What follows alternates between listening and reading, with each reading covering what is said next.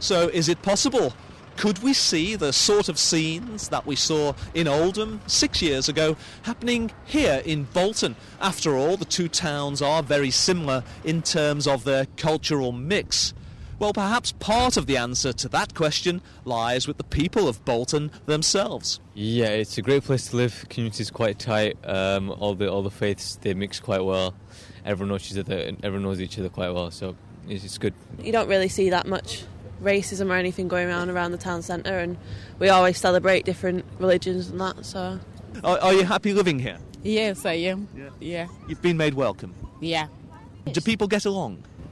Well, they appear to do.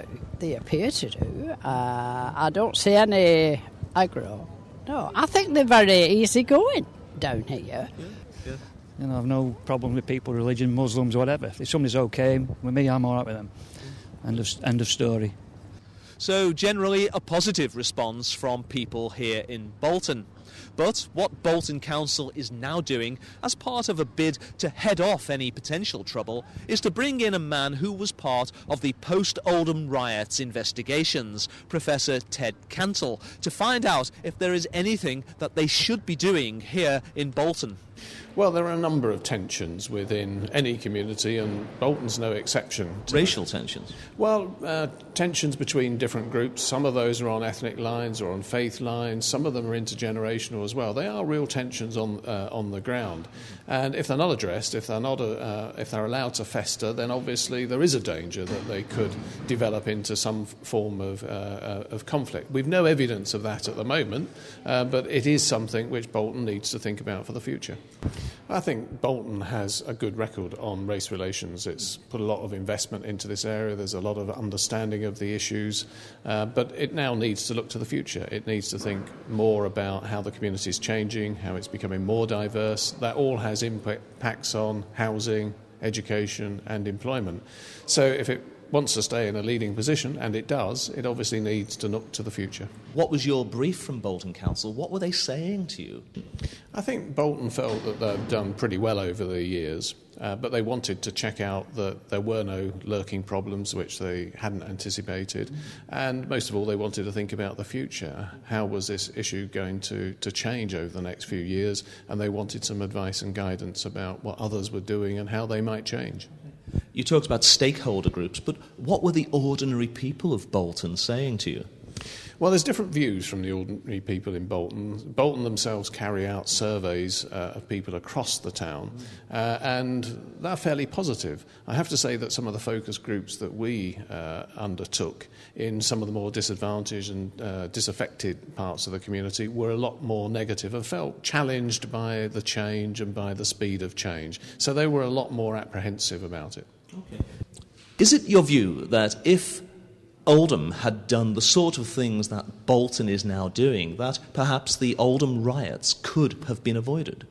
I don't think they're directly comparable. 6 years ago, Oldham had a number of different problems. It has actually caught up a lot. It has developed its practice, but it had other problems associated with it. For example, the activity of the far right.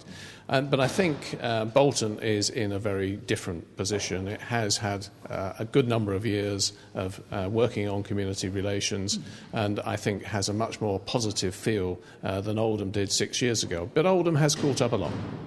Why did you commission this report? Because in Bolton we've had good community relations in the past, and bearing in mind the changing international nature, particularly after 9/11, we thought that it would be useful with a multiracial town like it is if we looked at what was happening in our town from another person's perspective, and to project that forward to see what we needed to do to maintain the good relations, the good community cohesion that we've had over the past years. That suggests that you maybe saw that trouble might be coming? Well, in respect, if you jump in your car and go down the road with your head blindfolded, yeah, trouble's coming. Only as a matter of that. Any forward-thinking local authority has got to project itself forward and say, well, what are the things that we should be doing now to prevent things happening? And in terms of community cohesion, we thought, well, Ted Cantle just established the Institute of Community Cohesion, an acknowledged national authority, bring him in, let him analyse what's going on in Bolton, and let him give us some signposts for the future. Obviously, you know what went on in Oldham in 2001.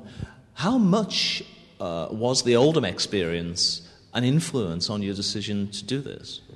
Not Oldham by itself, and not any of the other cities. It was more what had happened nationally, what has happened internationally, and the changing feeling in the country of terrorism and the impact of that on a particular religion, the Muslim religion. And we've got many, many good citizens of our town who are Muslims, and they felt threatened. And so, in terms of community cohesion, we wanted to assure them that the partnership, the family of Bolton, was there, was alive and continuing, and we were going to prove that. Of course, there's absolutely no guarantee that what happened in Oldham 6 years ago won't happen again in some part of Greater Manchester, including here in Bolton. But it does seem as though by commissioning this report and acting on the recommendations, Bolton Council has taken big strides towards minimising the possibilities. I'm Kevin Duffy for Channel M News.